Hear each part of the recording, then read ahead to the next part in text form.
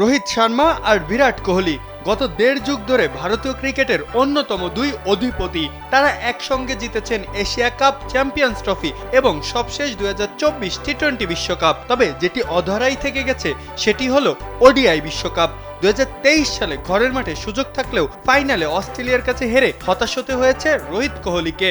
একসাথে কি তাদের আর ওয়ানডে বিশ্বকাপ জেতা হবে?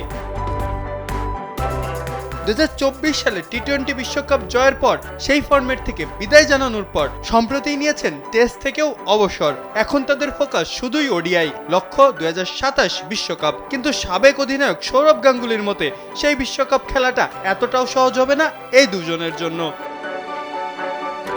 এখন যে কোনো ব্র্যান্ডের পুরাতন এসি বদলে নতুন ওয়ালটন এসিতে উপভোগ করুন 25% ছাড়।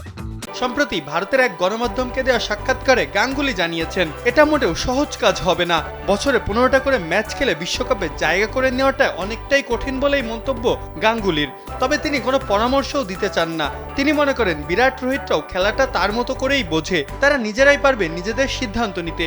গাঙ্গুলি আরও জানান, খেলাটা একটা সময় যেমন তাদের থেকেও সরে গিয়েছিল, ঠিক তেমনই একদিন বিরাট কোহলি রোহিতদের থেকেও সরে যাবে।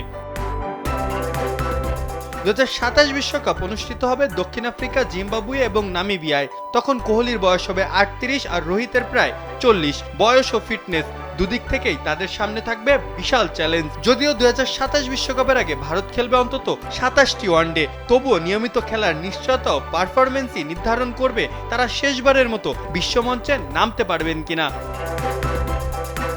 2023 সালে ফাইনালের হতাশা কি পূর্ণ করতে পারবে 2027 সালের রোহিত কোহলিরা, নাকি এই অধ্যায়টা এখানেই শেষ? নতুন করে তাদের জায়গা দখল করবে অন্য কেউ? সময়টা বলে দেবে উত্তরই।